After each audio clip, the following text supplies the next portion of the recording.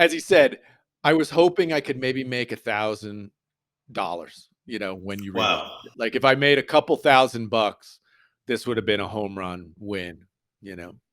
And, the day we relaunched it, I think he made, $3.5 million, you know, and completely transformed his life. And now he's pixel map full time. He just built an amazing video game, like a Zelda type game, on top of pixel map. And it's just been awesome. Welcome back to another episode of Lights, Camera, Crypto, the podcast exploring the intersection of entertainment and Web3. I'm your host, Stephen Ladden, and this week our guest is Adam McBride. Adam is an NFT archaeologist and an NFT historian.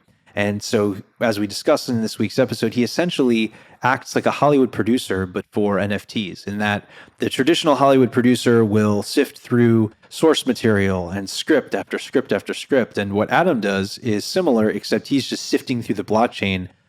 Instead of stories, he's looking for artists who he thinks he can help position to create memorable digital art. And so that's his role. That's what he unpacks. He explores his journey in this episode, from owning a soap dispensing company to getting involved in crypto and Web3. It's a really fascinating insight into a very fascinating career niche. So let's dive in. Adam, welcome to the podcast. Awesome to be here, man. This is my favorite subject. It's a growing subject, and one has to wonder, it's your favorite subject. Did you ever envision that it would be? Growing up could you ever imagine that you would be saying that on a podcast? Zero chance until last March of 2021. I knew about NFTs. I was aware when CryptoPunks came out. Certainly was aware when CryptoKitties, exploded back in 2017. And I understood the idea of a collectible on a blockchain. I understood that. That kind of made sense from a baseball card perspective. But certainly the idea of going back and digging up old projects that kind of constitute this step to the modern NFT. What's the kind of path we've taken to the modern NFT? I had no idea that was going to happen until March of last year, when basically 4 projects were kind of rediscovered during this 1 week of March. And my life was literally upended. Like my life completely changed during that week, because it ignited in me like the Indiana Jones in me, which was just bro, it's there. There's gold on the blockchain. All you have to do is go find it. Just go find it. And I literally dedicated the next 6 months of my life just doing almost nothing but that. Wow. Literally almost nothing. At one point to my wife, I was like, look, it makes no sense for me to go to Walmart and go shopping right now, because there's the potential that I'm losing thousands of dollars by going to Walmart. That would be crazy. I can do nothing but this. And that's what I did for 6 months. Let's kind of find this Indiana Jones journey from inception all the way through. So prior to it, I guess the prequel to this story, what were you involved in? What were you into? How did maybe take us through the journey of young Adam up to the point where he realizes NFT is a from a non-fungible thing. This is a tangible path. Yeah. Well, I won't go too far back because it's maybe a long story, but I was definitely into the idea of crypto. Bitcoin, when I first heard about it, I was excited about. Most people are hearing about it for the first time. People always ask in the space, when did you get into Bitcoin?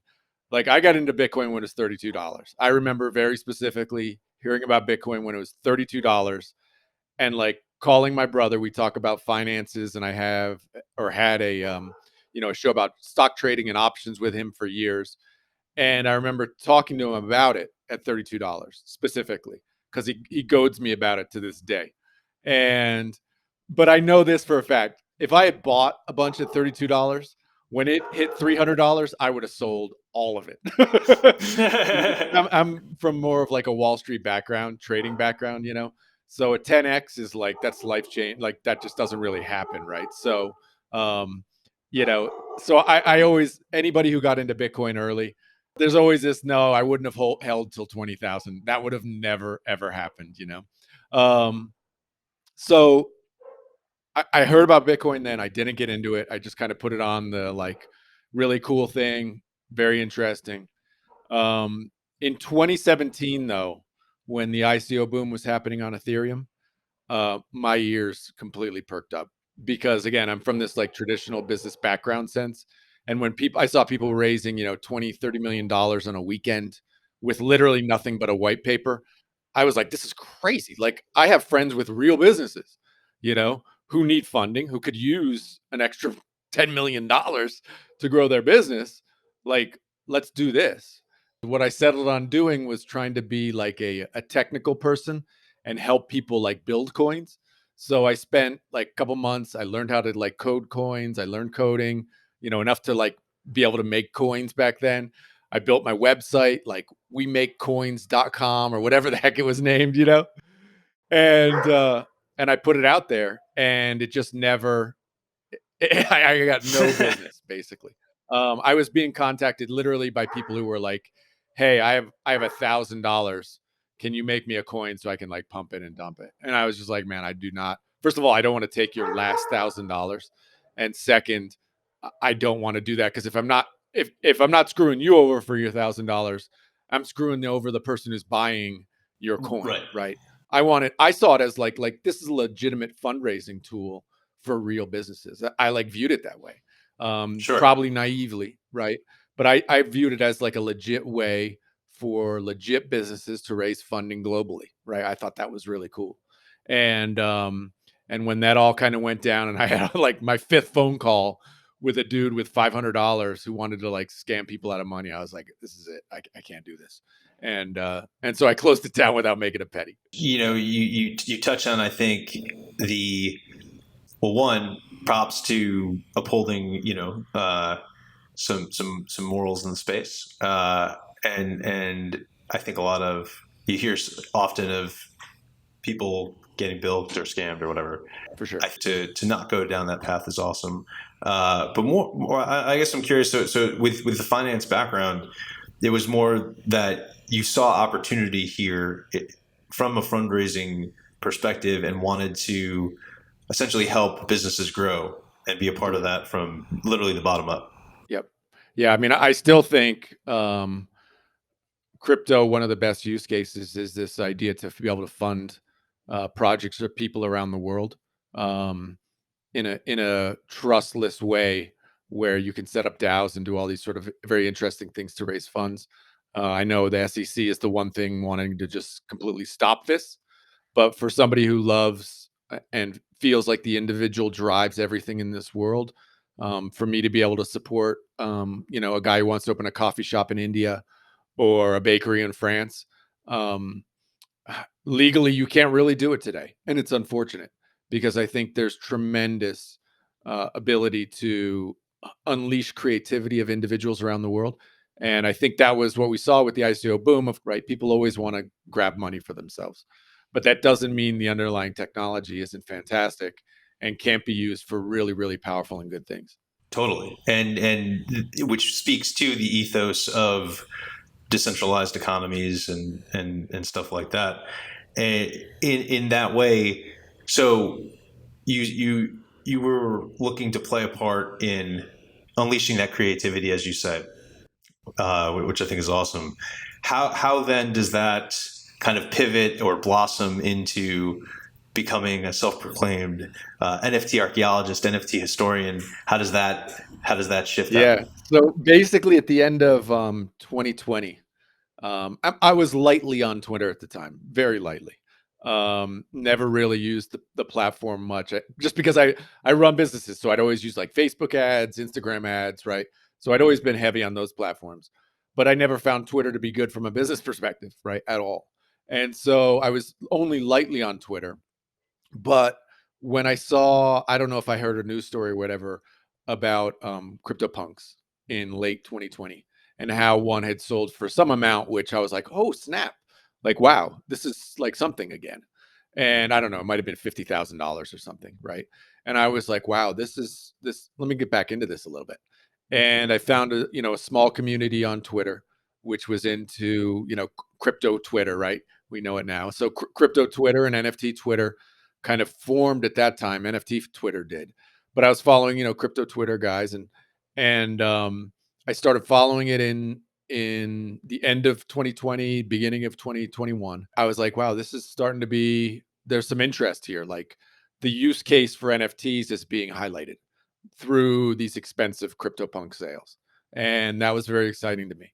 And so I just started following it again. And then literally one more, I was like, the way I've built businesses and learned stuff is always by doing things, right? So with the coins back in 2017, I took the time to learn something, to actually build a business around it, which helps me kind of understand the process and what it really is. And so um maybe February of last year, some guy I was following on Twitter put out a tweet in the morning. It was literally, I'm literally having my morning coffee, and was like, hey, I want to put my some of my music, make an NFT out of it, sell it, and donate that to Sloan Kettering for cancer research. Can anybody build the NFT for me? And I just wrote back, yes, I'll have it done today. Right. And I had no idea what I was doing. Right. But I was like, this is my entry point. And I spent like the next 6 hours or whatever, like researching it, learning how to get a MetaMask, right. And do all these things again. Cause it wasn't a MetaMask in 2017. I don't even remember what wallet I was using or whatever. And Sure. so I learned the process in whatever February, You and I wrote self-taught him yourself back in at like 3 in the hours? afternoon.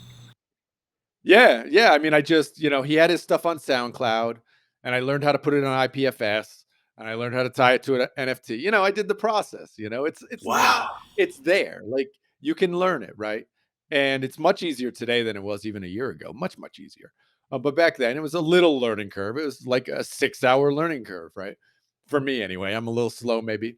And, um and I sent it back at like I DM'd him at like 3, and I was like, "Here it is." He's like, "Oh man, thanks, bro, but already sold it. Some guy did it in like 15 minutes, and Oh, he made like $4,500 or whatever, right?" And I was like, "Oh, that's awesome, but hey, that's cool, man. No worries." And but it was like my step, like, oh, and now I yeah. have my MetaMask, and now I have my ETH, like whatever, like a half an ETH or whatever I had at the time, and now I'm here. Now I'm in the space, right? And then it was just tracking and kind of interacting with people and stuff. And then it was the second week in March, I think it was.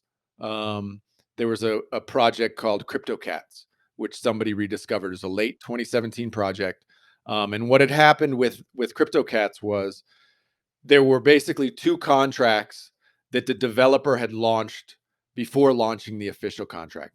This is very common in early crypto, at least on Ethereum, is people wouldn't even run their contract on testnet because it was it was like so cheap to run it on Ethereum mainnet.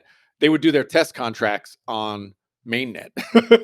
And so what happened was you could literally go and like mint these cats. Um, they were just sitting there waiting, and they were actually older contracts than the official contract. And so a bunch of us went and got cats that day. And I was like, wow, this is really, really cool. This is amazing. It allowed me, you had to interact with the smart contract. You had to get on Etherscan and like interact with the contract. And so there was this like another layer of complexity that I got to learn. And then literally like a day or two later, the Mooncats rediscovery happened. And that for me was like my adrenaline was running. Like it was an incredible like life experience. And that really solidified it for me. Like, oh my God, this is something. And this is what I'm going to do for the next 6 months or years. Or I didn't even know. I just knew that Hmm. I was going to do that for a while. Sure. And on that tip, for those who may not be familiar, when you are referencing rediscovery and these like the cats are being rediscovered, what are you talking about? I'll go a little bit back in blockchain history because there is blockchains before Ethereum, right? Most people think synonymous NFTs are Ethereum, but NFTs can be had on most modern platforms.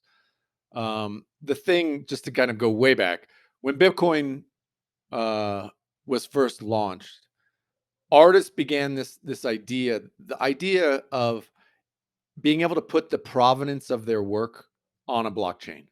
because we don't realize, as just kind of normal people, non-artists, how difficult provenance is for a small artist, right? If I'm Basquiat, okay, every piece of work that Basquiat's ever done has been labeled, and every gallery and museum in the world knows each piece of Basquiat, right? But if I'm a small artist, that's not the case, right? So it's very hard to create provenance for my work. Um, and so, it would be done by a written certificate, which can be forged and all these sorts of things. So early artists recognized that, oh, with blockchains, we can create that for ourselves.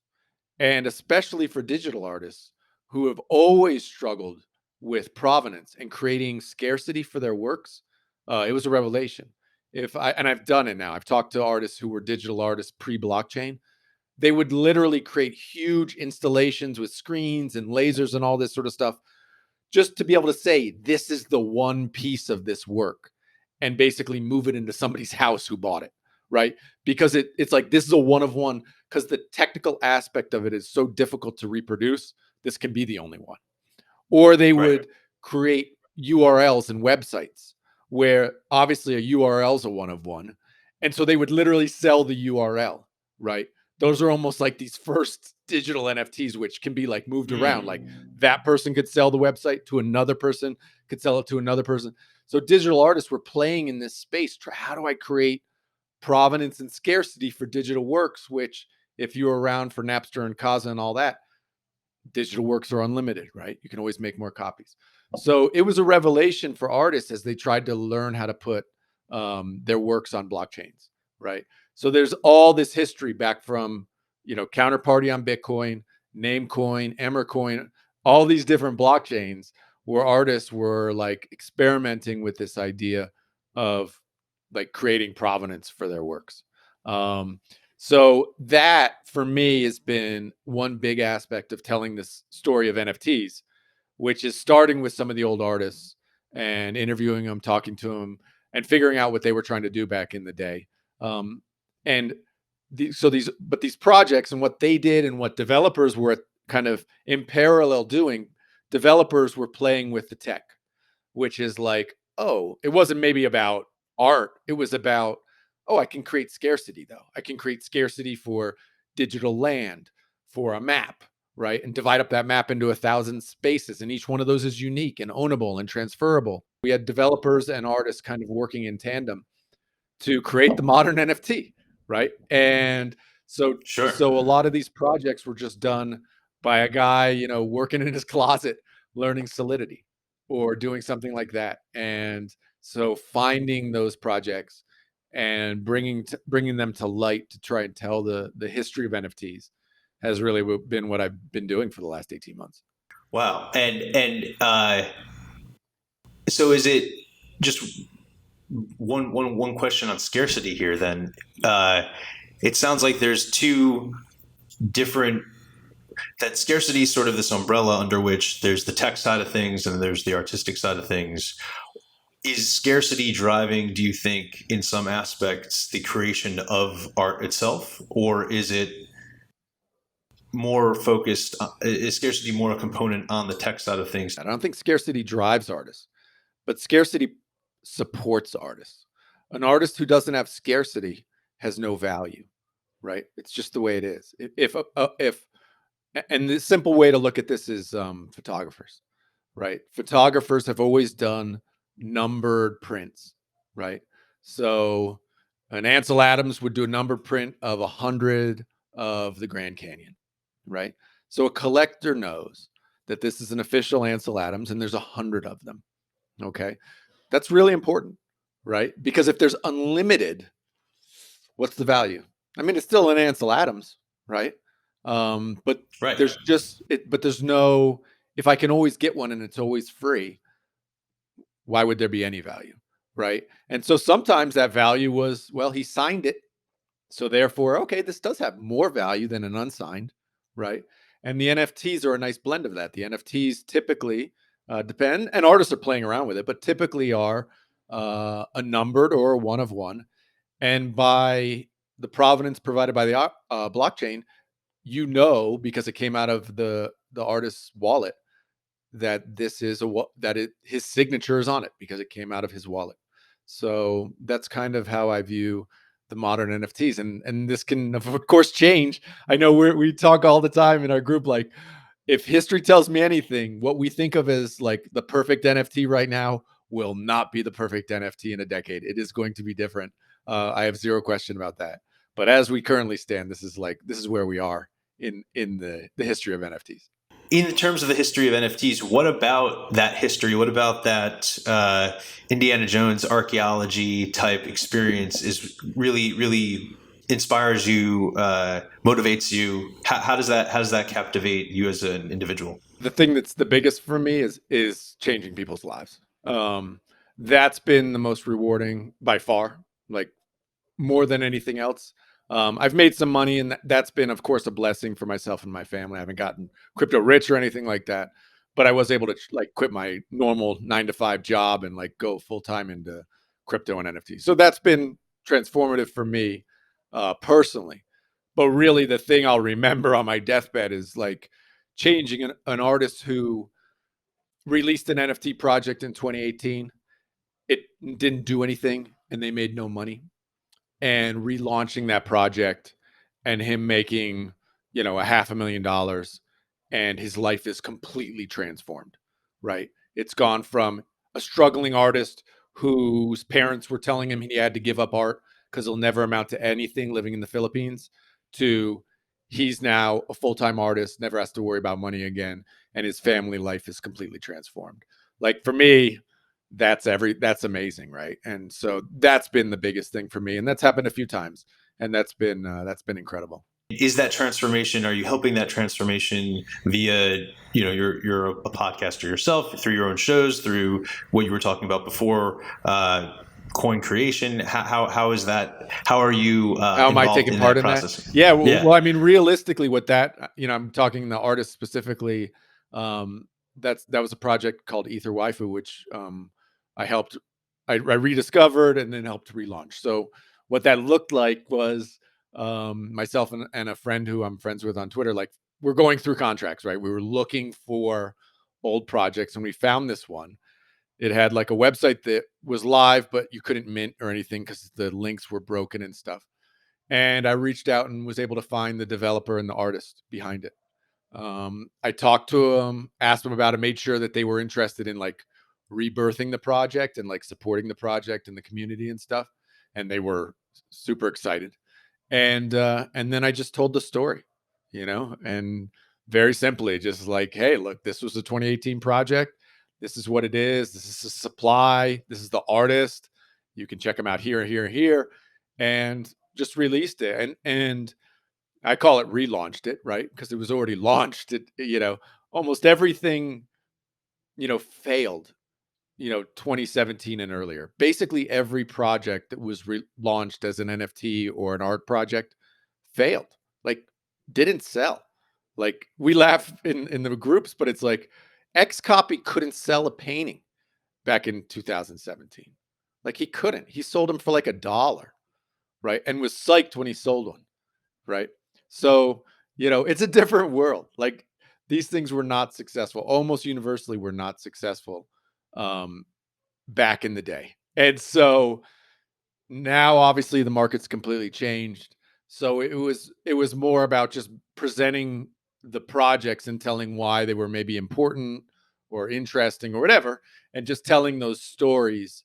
And the market was, and still is to this day, people are very attracted to this narrative of historical NFTs, at least a small group of us, because these are the first truly ownable digital assets. And that people still haven't got their head around it. I barely have my head around how big a deal that is. But I truly think it's one of the most important technological advances in my lifetime.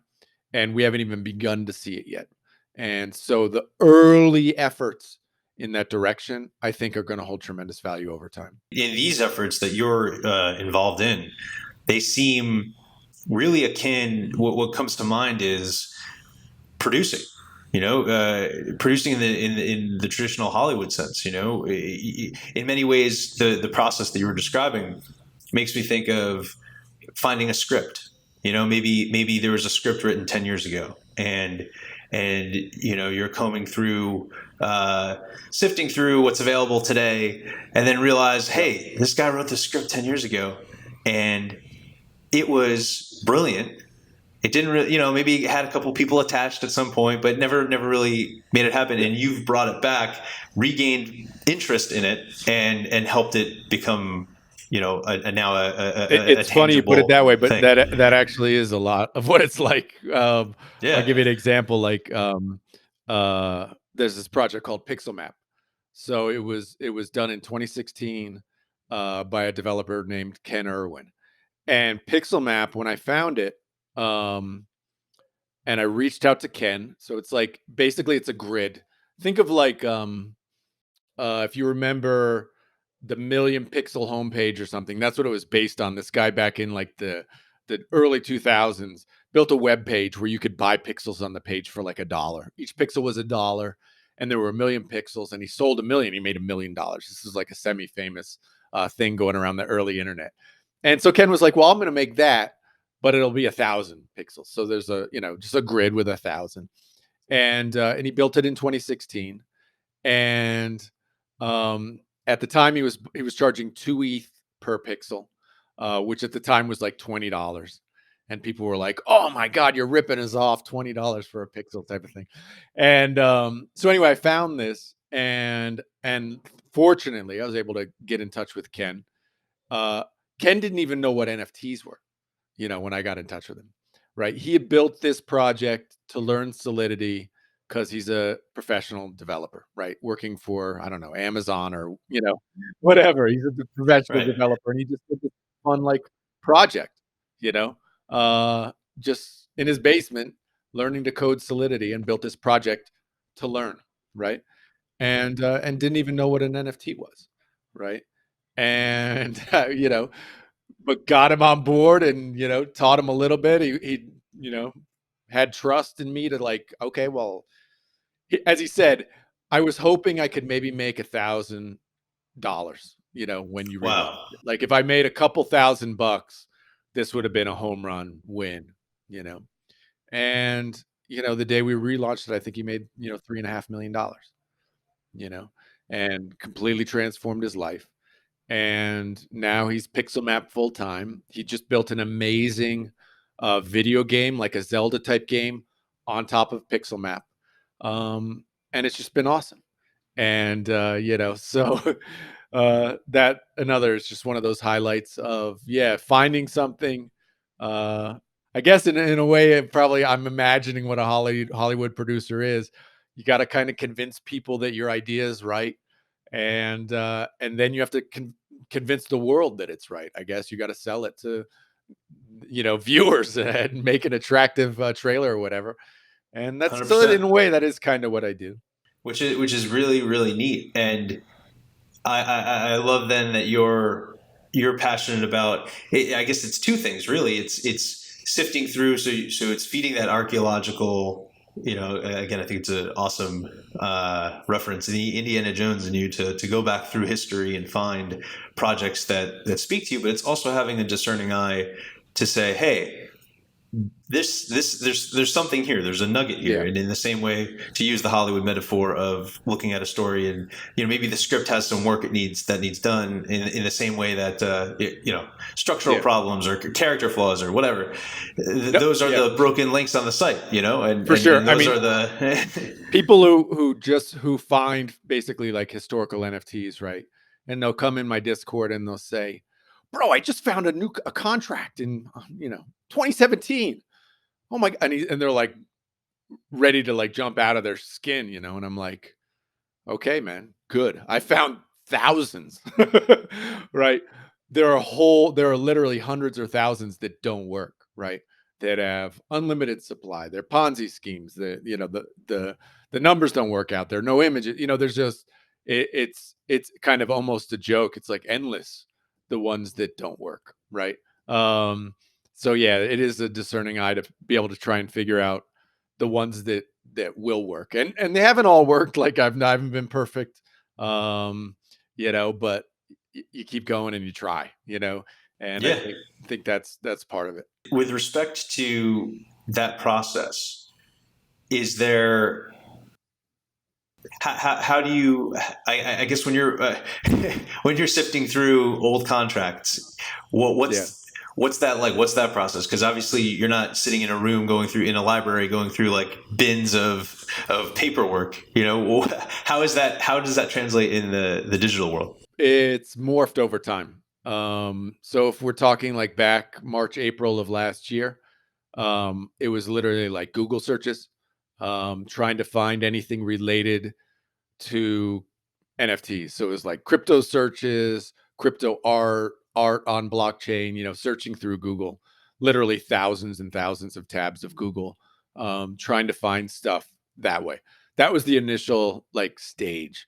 And I made a lot of mistakes at that time because during that first kind of relaunch week, which I told you about, or rediscovery week, all the projects had a very similar kind of theme, which was like you could see the images of the NFTs. You could claim them for, basically at or near free. So they were all of this like very similar. You could see the web, there were web pages, which you could see, right? Um, so I was looking for that same structure of projects to find. And the number that I passed on of ones that were later rediscovered in July and August, September, that I passed on in March and April, make my head spin because, I'll just give you an example. The simple one is like Ether rocks. Ether rocks, there's 100 pictures of rocks on the on the blockchain, right? I looked at this and I was like, this is the stupidest thing of all time. And but they were all there. They were like literally all for sale. If I had spent an ETH or two on the day we found Ether rocks, I'd have multiple millions of dollars right now. But I didn't, you know, and good on those people who did. So there's stuff like that. So that was the early days. It moved from that to literally going through. I used a service where I literally search keywords on the blockchain on Ethereum. Uh, that was like the next stage. That's how I found Pixel Map.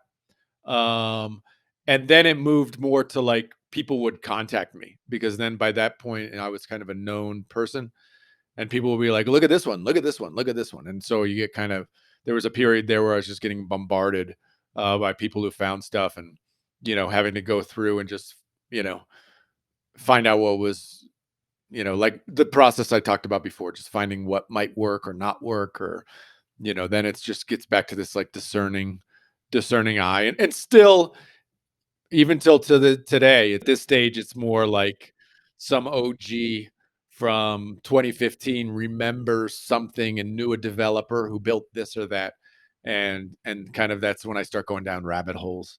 And like literally, I've been going down a rabbit hole for the last 3 days on this one. I can't tell you about it, but and I'm working with the developer to kind of bring this like one that I find interesting back to life. So hopefully this week this one will go out there, but they're few and far between now. Gotcha. So it's again like not so much diamonds in the rough, but really looking for the sifting through, finding the gems, making the point of contact, going through that process, and then telling the story. Really, really neat. Just to go back for a second, because this is such a fascinating world that you're in now.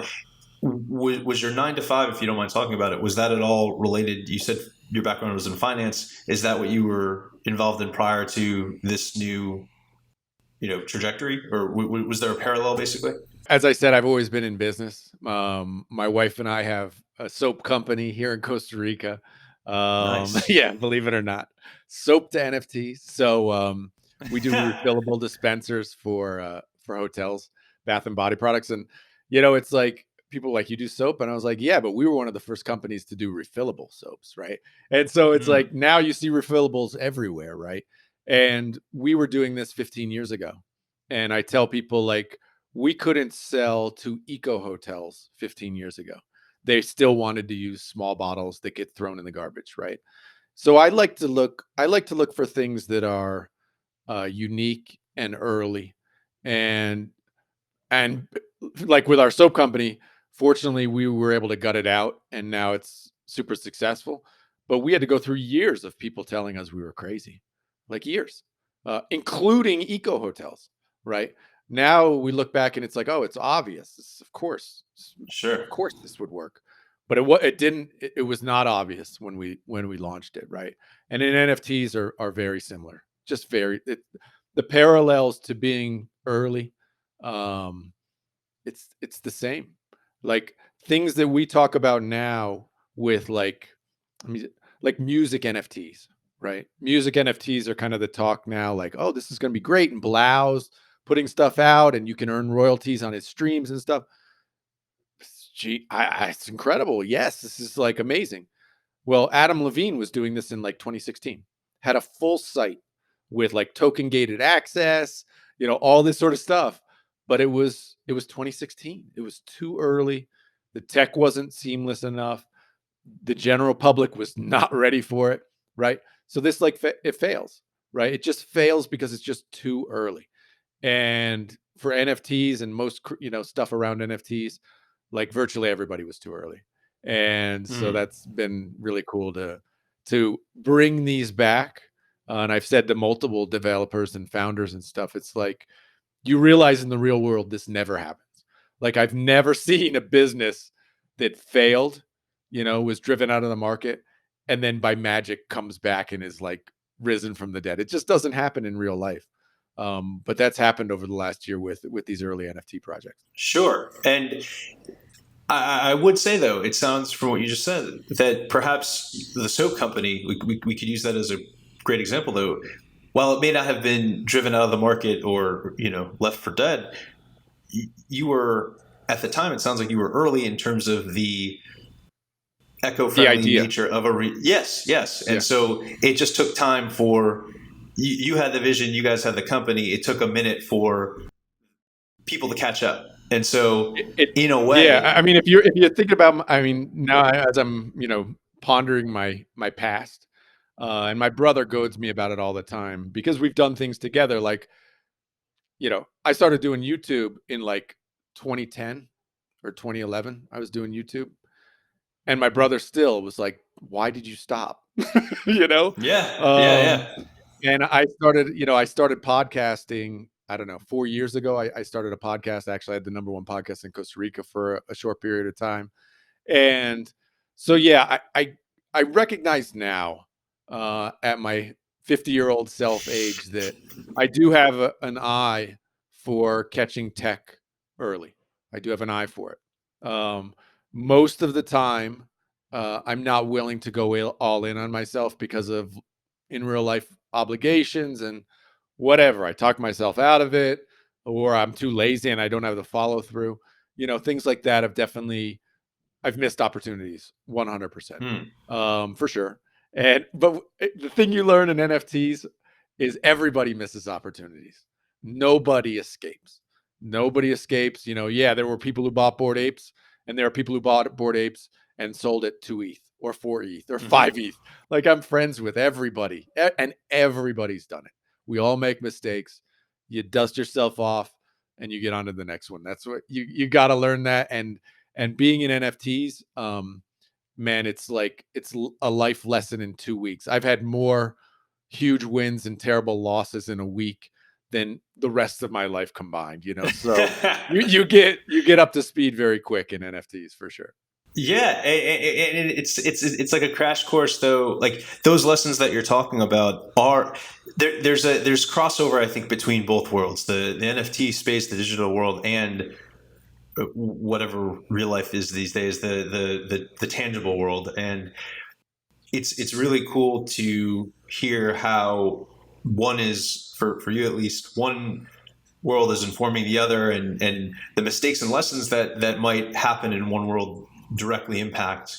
There's a back and forth between both, and Absolutely. and in terms of the learning part too, mistakes can be our greatest tool, as cliche as people will agree that is, and so NFTs, I would say too, it's no different. From the journey that you've been describing, all of those mistakes led you to, in some way, to find the wins. There's zero question about it. And I think what it's actually done at this late age in my life is I've learned that if I truly believe in something now, I'm all in. And when I got when I fully formed the idea in my brain, like when it completely made sense to me about digital ownership and how transformative it is, that's all I do now.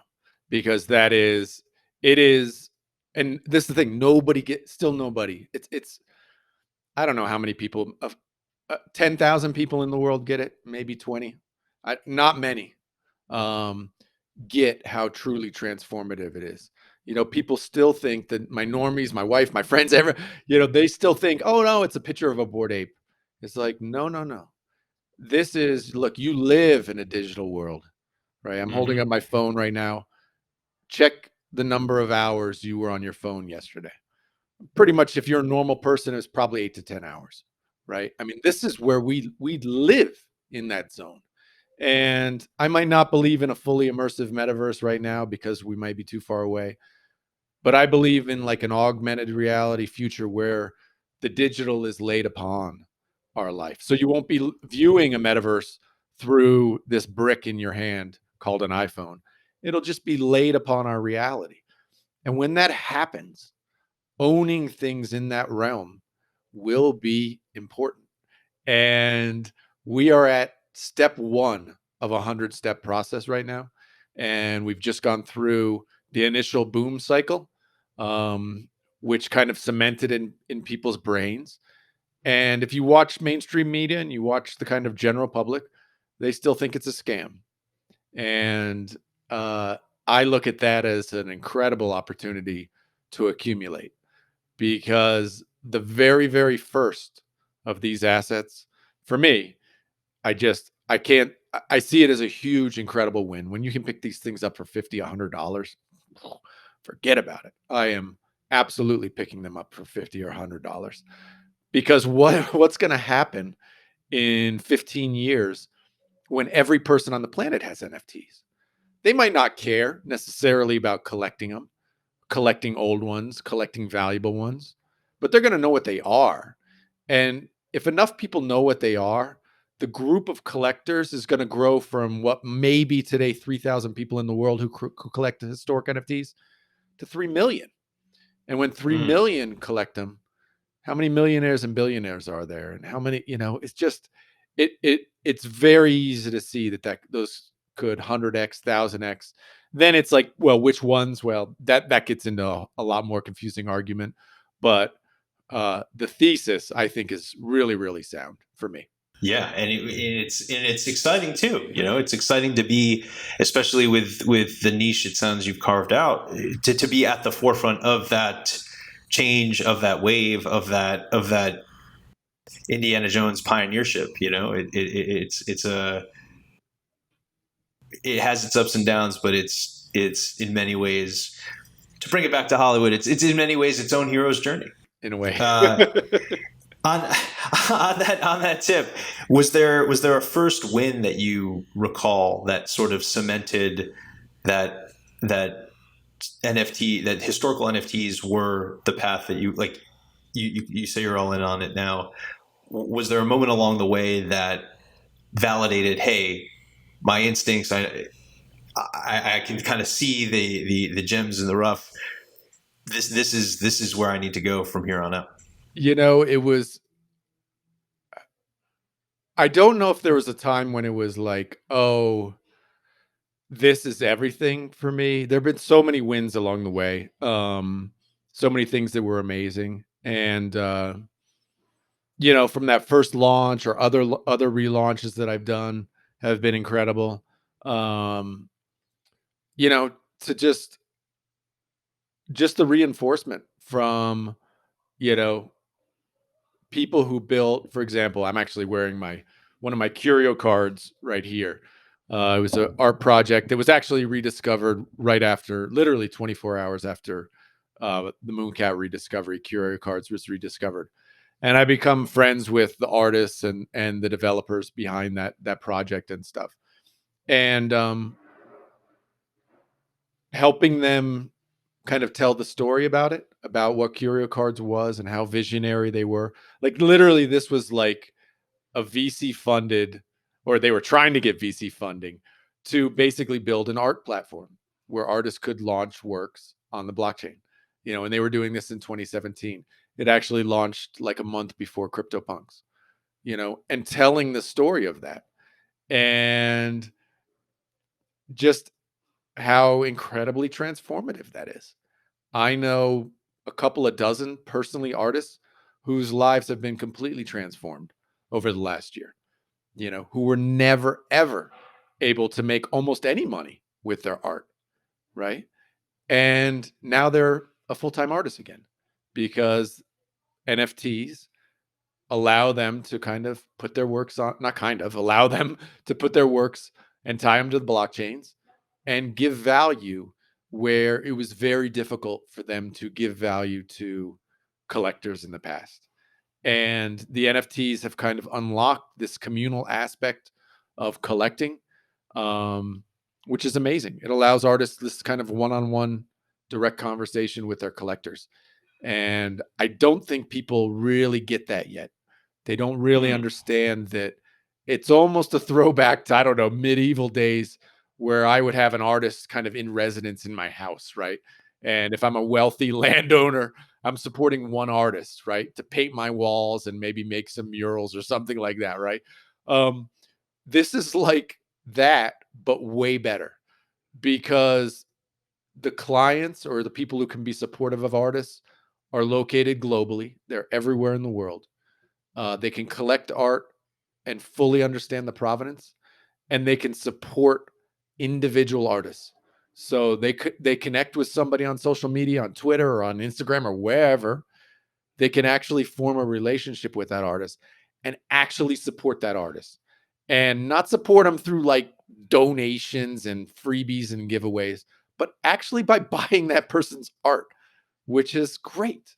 And so I'm all in with that. I mean, that's just, again, it's this kind of transformative aspect where people are transforming other people's lives, and I think people vibe with that. People just love that. Absolutely, and you're also touching on what I think is really cool too, the throwback to medieval times, but that communal aspect, and that's a really interesting way of phrasing it. How you can have that personal connection to the artist themselves, and yet the 5,000 foot view, you pull back, everything's in that case. If it's global, chances are you know maybe if you live in the same geographic area or you're all meeting up for a conference or something like that, you'll meet in real life. But chances are all of that community is still digital if it's worldwide and connecting all these dots. So it's really neat to then bring what's essentially this global community, making it have the look and feel and the functionality of the artist in your backyard that you're supporting, which where else can you do that? A million percent. Yeah, a million percent. And I think there's one other thing to lay on there, which has only just begun to be kind of talked about, taking back ownership of art and specifically music. We've moved into this streaming society, where we rent our art, we rent our music, um, which is very, very good. Like, I'm not saying it's bad. I love having every phone or every piece of music I've ever wanted to listen to on my phone. Like, I get why it's attractive, for $15 a month. I get it. But it's also pretty much only good for the top tier Justin Biebers of the world. It's not good for someone with 1,000 fans. It's just not, because there's literally no way they can make money through those platforms. I personally know musicians who, with NFTs, support them now completely just with NFTs, and we've only scratched the surface. That's them selling a song to a person, right? What happens when they can tie the royalties, the payments for maybe the streaming service or for things we haven't even thought about yet, but tie all these things together in an integrated way through blockchains. I think like Blouse touched on that and just started, doing something like that. And, you know, but there's tremendous amounts of opportunity and growth for individual artists to make money right now through NFTs. Tremendous opportunity for like that small group who has the 1,000 fans, right? Like it doesn't have to be they only make money when they play the club. Like they can sell into that same group of 1,000 people. And then that 1,000 people, it's not just, again, it's not this idea of like a donation. It's like, no, you actually own something. You actually have the provenance of that piece of work, which you then can sell in the future. And that's a big deal. It's a big deal. It hasn't been realized yet in a meaningful way. And meaningful, I mean like globally, like the average music listener has no idea what I'm talking about. But for people in the know, we see this and we see like, oh wow, there's going to be tremendous change here. It's just a matter of time. Absolutely. On that tip, moving forward, with your we'll call them NFT archaeological pursuits. What do you look for as you're combing through and coming up? I know certain things you can't speak about, but what do you have on the horizon in your niche, and what can we expect to see and hear from you? Well, part of what I'm working on is, and I think this is kind of a logical next step because I do believe in a multi-blockchain world going forward. This is just personal belief, not financial advice. I mean, I do believe Ethereum's probably going to be the winner in the smart contract game. Of course, believe Bitcoin's going to be there. But I do feel like there are probably going to be multiple blockchains. And so I'm very interested in this idea of being able to trade across blockchains. Um, and so I'm working on some stuff there. This is kind of where I see, again, it's not something that people care about today, but I think people will be vastly interested in to be able to seamlessly trade across blockchains in 15, 20 years. Could be massive. Could be wrong, but could be massive. And so like something like that is something I'm working on, uh, you know, trying to get something together to work kind of in that space. But I'm really focusing, my main focus right now is still definitely historical NFTs telling this kind of story. And we have the very first historical NFT fest in Barcelona at the end of October. I'm going to be presenting there and talking with some of the OGs who were, kind of building these old projects like Pepe's and Spells Genesis and all these sort of things, along with all the artists who were helping build out this space. So very excited to talk and kind of spread the word.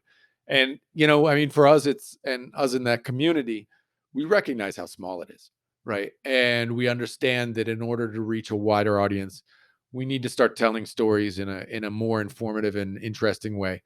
And because once it does, like we get this second wave of NFTs or second wave in crypto, those stories are going to help connect people, and it's those stories that connect people to projects, connect people to artists, and grow the entire space. That's what I'm interested in, and we'll see how it goes. Yeah, awesome, and I hope that you continue to unearth these wonderful stories associated with these NFTs, and keep in mind that the process has legs to again akin to transfer to traditional Hollywood stories and stuff like that. So it would be neat to. I mean, I don't know if you've heard of like Dan Sickles. He basically has funded his a movie he's got coming up. I think it's called We're Here. Have you heard about that one? And so actually he was interviewing, OGs and different people in the space at NFT NYC. Actually both of the last two NFT and NYCs, I went up and interviewed with him and stuff. And he's exploring the idea of almost kind of doing the fundraising like ICO version, but with NFTs. This is the kind of new way, right? Rather than an ICO, you buy the NFT, and if you buy a certain NFT, then you get a character that appears in the movie. And so people are doing all these interesting things. And I support, anybody who's exploring, because if studying the history has taught me anything, it's the explorations that make the difference, right? Most of them don't work. But almost like with business, yeah, most of them fail. but the ones that do work learn upon the other ones that did fail, and we move the entire space and the entire space of humanity forward by these trial and errors, right? And so there's all these sort of things happening in the space. People are like, what should I get into? I'm like, bro, look, man, most of them are going to fail, but I do support people trying out new things because this is how we grow as a species, right? This is how we learn new stuff. Uh, it's from the failures of our friends and neighbors, right? And we learn and grow and try new things, and some of them will work. And as we work, we move into a new tomorrow. Amen. And I think the other element there too is when we're failing at what we enjoy, and in your case, this historical look, this archaeological dig through blockchains and stuff like that, when we tap into not only giving ourselves permission to fail and explore and make mistakes to pave humanity forward, as you're saying, if it's in line, if it's congruent, if it's in alignment with our desires and passions, then you're failing at what you enjoy. So 1,000,000%. Yeah, 1,000,000%. 1,000,000%, man. It's like that. There's that I think it's Jim Carrey was giving like a commencement speech or something. Yeah. And he's talking about his dad, right? Who was like a Right. trumpeter or something back when he was 20 years old, right? And I guess Jim was his like a surprise kid or whatever. And and he was like, well, I'll go back to school and get my like accounting degree because I need a secure job for my family. And I think when Jim was about 10 years old, his dad lost his job, right? And, Jim remembers how devastating that was to his family. But the great thing that came out of that was Jim realized that you can fail even at the things that are safe. And so you might as well do what you love, right? Because Absolutely. and so that's challenging for humans. I know that's very challenging for myself. Trust me, this is not easy. And I'm not saying to anybody, oh, just go do what you love, man. Trust me, it's challenging. Everybody has life, people they have to take care of and responsibilities. It's hard. But part of what this was for me also in the last year was this, at times I've had to take risks, and part of it was for me because I wanted to be, a bigger, better person than I was before. And part of it was for my teenage son, seeing like his dad go for something at 50 years old. Right. And so I always encourage people to try new stuff and go after their dreams for sure. Love it, man. And it's so inspiring too. And also what an example that you're setting again for yourself and for your son and your family.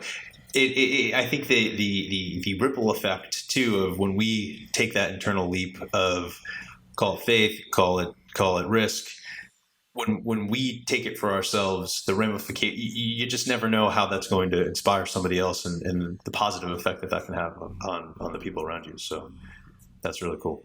Absolutely. Well, this has been another episode of the Lights Camera Crypto Podcast. Adam McBride, NFT Archaeologist, thank you for your time. Man, it's been great chatting with you. Loved it.